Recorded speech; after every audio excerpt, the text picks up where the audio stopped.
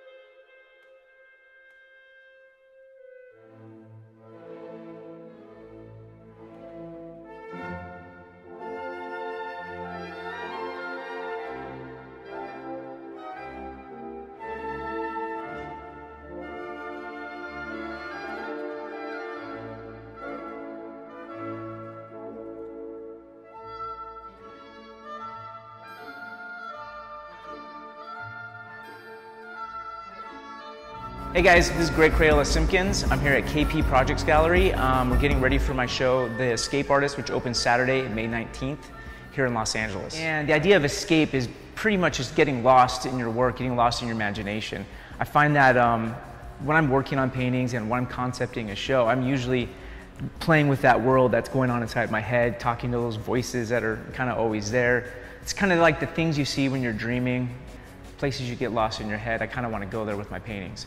So the idea of the escape artist is basically me. I'm the escape artist in this situation, and I'm painting to get lost, basically. I want to go into my imagination and see what's there and have fun. What's inspiring me? I don't know. I like to sit and draw and just, I'm doodling in my sketchbook all the time. Like, I'm hanging out with my kids, we're drawing, we're making up funny stories together, and I like to draw out their imaginations and see where their heads go. I got hooked again on Hieronymus Bosch. Like he's always in the back of my head ever since I was a kid. And like, for some reason, I was just looking through a bunch of his paintings again, and I was like, man, I love how populated his work gets. And okay, there is a backstory. There's definitely a backstory to all the work, the work since the past, ever since the Pearl Thief show, and I think the show right before that. I developed a storyline, and it's grown with every single show, progressing. Every piece connects. And it all takes place in this world I call the outside. The main protagonist is a character called the White Knight, who's Ralph in my stories. He's a kid that gets stuck in the outside and grows up there and has to find his way around. So the main piece for the show is the Escape Artist, which is the same name as the show, makes sense, I guess. Kind of wanted it to have like a main focused character kind of taking on the role of the escape artist. He's on his journey, but I had the idea, wouldn't it be kind of a little different to make his head like a stagecoach and have the actual character being the character inside the head of the character holding the egg that he's taking to protect. And there's some of my old characters I put in and I've had repeat in different paintings just to keep the story going, like the Strawberry Octopus and my character Rook, who has now grown a mustache and he's a knight. I just wanted to be like the interaction of them protecting this egg. They have all this crew protecting this one singular thing. The Strawberry Octopus occurred many years ago from a conversation with my son.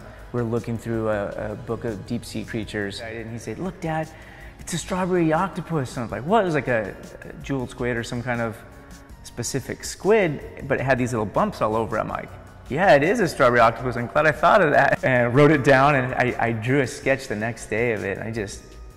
I love the creature. I love painting that character. It just makes so much sense to me. It seems like it needs to exist in the world. So if I paint it, maybe, it exists in some form. And now we have strawberry octopi. I guess the main way that graffiti has inspired how I paint now was it made it so I wasn't afraid to paint big, to paint large. I look at a large canvas and I don't get intimidated because I've painted walls like a lot bigger than that. And so when I come to a canvas, I'm like, oh, this is kind of small, I really like to paint large canvases. It feels good. It feels like you can walk into them and it makes you feel like you're part of that world on a big canvas. And it's always fun to sneak in like shout outs to my crews. In the pieces, you'll see like little WAIs and CBS or Lord's little hit-ups, or you have to kind of find the little riddle in certain pieces, like how did he put it in here? Is it in there? And I hide other things in the paintings. There's stuff hidden in the clocks. There's stuff hidden like all around. And people always ask me about the clocks, what do the clocks have to do? I think time is our biggest enemy and friend, and I always have a love-hate relationship with time, deadlines and whatnot. But a lot of the reasoning for the clocks in the outside and in these paintings is time works differently there. And some of these creatures that have a clock are in control of that time.